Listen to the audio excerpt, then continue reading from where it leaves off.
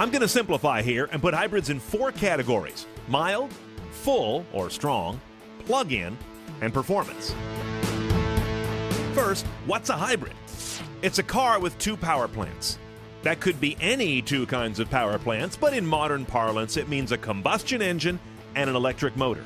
These 2 power plants can either work in parallel, both helping move the car at the same time, or in series, handing off back and forth to each other. Another key trait is regeneration. Not growing a new leg, but charging the battery when you brake or coast. The electric motor then flips modes and turns into a generator as the car's momentum turns it.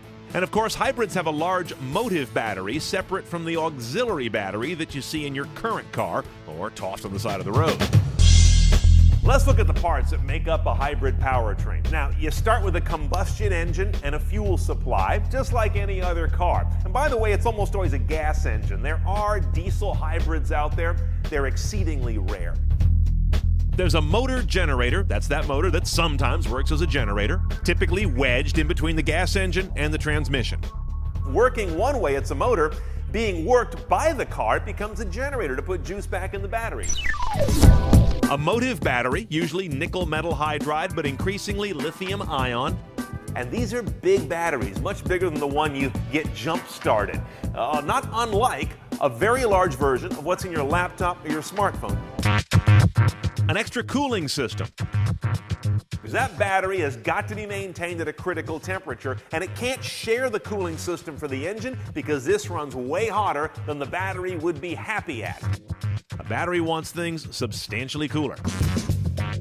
Then you get to the inverter and the converter. The inverter changes DC to AC. Batteries store DC. The motor wants AC.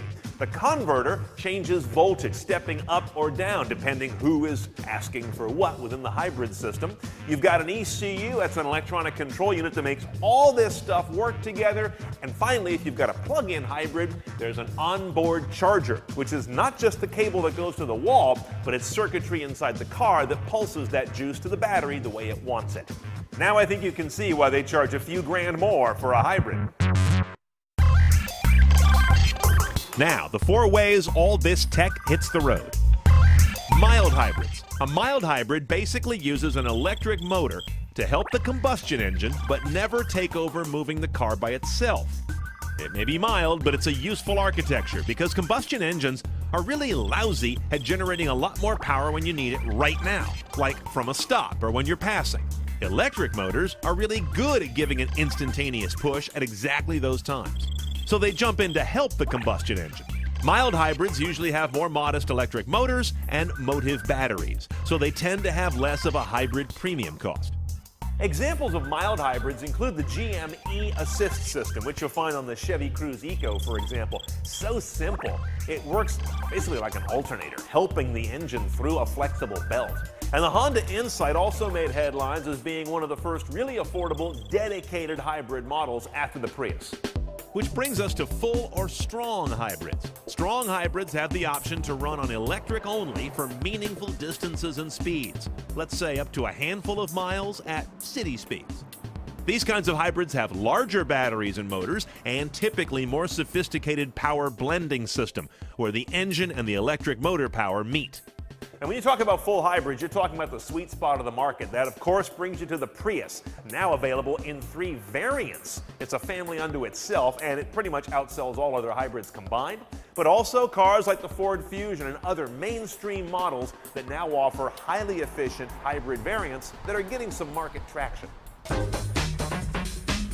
So what's a plug-in hybrid? A plug-in, as the name suggests, can be plugged in.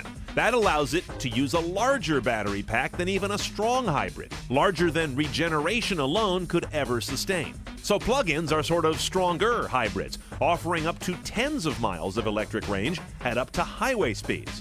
You may not use gas at all for your commute if you just plug in daily. Now, when it comes to plug-in hybrids, the best known and the best selling is the Chevy Volt, which, by the way, is also a range extender, kind of a corollary or an adjunct to hybrids. If you want to learn about that, go see all about it in episode 4 of CNET on Cars. Another well-known but very new plug-in hybrid is the Ford C-Max Energy. That is the plug-in version of a car that's also available as a non-plug-in hybrid. Now, what about performance hybrids? Hybrids aren't all for tree hugging. Some are for curve hugging.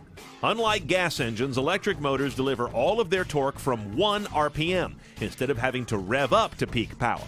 And torque is what makes accelerating fun. So by biasing a hybrid power system toward that aim, you can get tremendous acceleration as well as decent MPG. For example, when the Lexus GS Hybrid came out, it actually had worse highway MPG than the conventional V6, yet it was as fast as the V8. Now, when it comes to performance hybrids, this gets into a matter of some interpretation. But I definitely think of the Lexus GS Hybrid as one that was among the first to say electric is fast, not just efficient. And also Porsche's 918. This car is going to have nearly 900 horsepower, but they won't all come from its V8. Almost 300 will come from its electric motors. Now, as you know, almost every hybrid model has its own MSRP, typically a few grand or more than a comparable combustion model. If you want to run your own calculation on how long it'll take to earn back the so-called hybrid penalty, we've got some calculator links at CNETOnCars.com.